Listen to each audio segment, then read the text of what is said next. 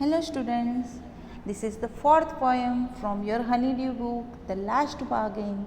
Bargain क्या होता है? बार्गेनिंग का मीनिंग होता है कि भाव ताल करना। जब हम मार्केट में जाते हैं तो वहाँ पे हम कोई चीज़ें खरीदते हैं, फिर उसका भाव करवाते हैं, यानी कि bargain is an agreement in which both parties promise to do something for each other, यानी कि दोनों ही पार्टी एक दूसरे के लिए कुछ करती है। Someone is looking for work waiting to be hired. अब यहाँ पे क्या होता है, कोई एक है जो अपने वर्क को ढूंढ रहा है, काम को ढूंढ रहा है, और ये वेट कर रहा है कि कोई इसे हायर्ड करे, काम पर रखे। He strikes bargain but thinks it worthless. वो एक बार्गेनिंग करता है लेकिन वो उसे प्रॉपर नहीं लगती है। He tries twice again but doesn't like इधर। वो सेकेंड टाइम भी उसे कोई हायर करने की कोशिश करता है बट वो भी उसे अच्छा नहीं लगता है। Finally in the last bargain when he is hired for nothing whatever, he is happy as never before. What is the bargain and why is it best? अब थर्ड टाइम पे जब वो बार्गेनिंग करता है तो वो बार्गेनिंग ऐसी होती है जिसके बदले में उसे कुछ भी नहीं मिलने वाला होता है, लेकिन फिर भी उसे वो सबसे ज़्यादा अच्छा लगता है। अब हमें देखना है कि वो बार्गेनिंग में क्या था। Come and hire me, I cried while in the morning I was walking on the stone-paved road. Sword in hand, the king came in his chariot. अब ये जो ऑथर है ना, वो अपने आप को बता रहा है, Come and hire me, I cried, कि मैं ज़ोर ज़ोर से चिल्ला रहा हूँ कि आओ और मुझे हायर करो, यानी कि मुझे वर्क दो। While in the morning I was walking on the stone-paved road.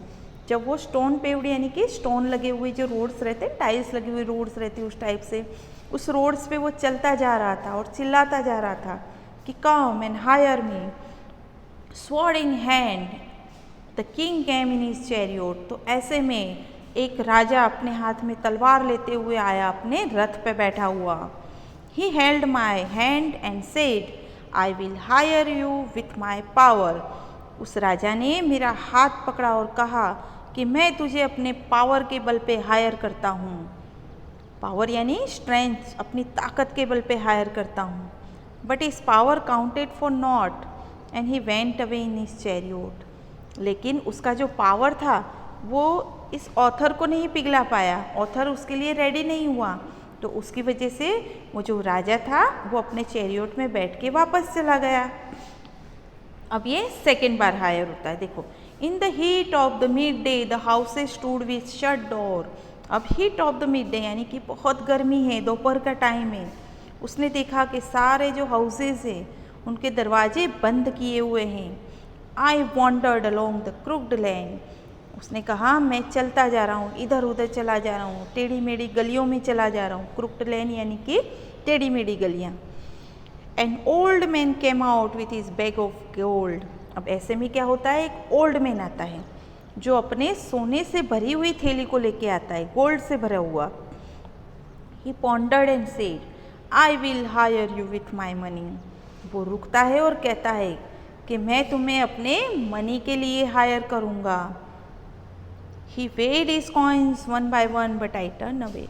वो अपने कॉइन्स को हाथ में ले रहा था, वो बार बार मुझे दिखा रहा था, लेकिन मैं वापस मुड़ गया।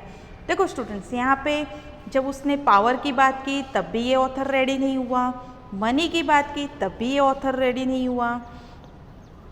अब थर्ड टाइम देखो, it was evening the garden hedges was all a flower.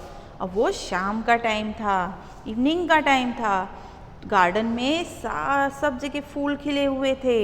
Hedges जो होती है ना, गार्डन की किनारियाँ रहती है जहाँ पे छोटे छोटे पेड़ लगे हुए रहते, पौधे लगे हुए रहते। The fair made came out and said I will hire you with a smile. और वहाँ से एक फेयर मेड यानी एक ब्यूटीफुल गर्ल आती है और कहती है कि मैं तुम्हें अपनी स्माइल के लिए हायर करती हूँ।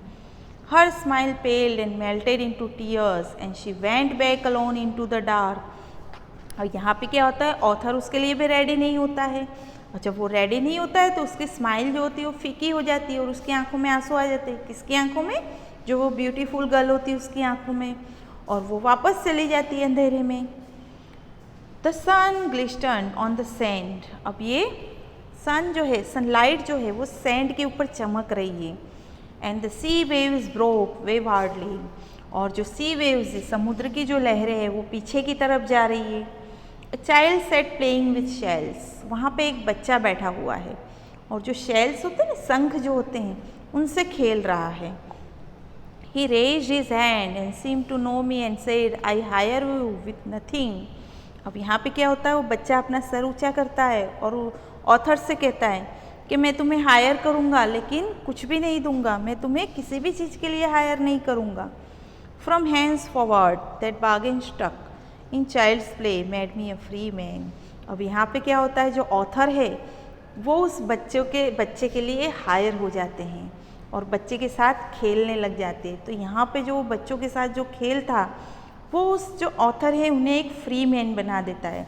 तो स्टूडेंट्स, यहाँ पे कहने का मतलब ये है कि हमारी जो लाइफ रहती है उसमें ना हमारी लाइफ में खुशियाँ पावर से आती है, ना मनी से आती है और ना ही ब्यूटी से आती है। हमारी लाइफ में जो खुशियाँ आती है वो प्यार से आती है, लव से आती है। तो ये पोएम जो है it is written by Rabindranath Tagore. Okay students, तो यहाँ पे ये पोएम ख़त्म होती है। Thank you.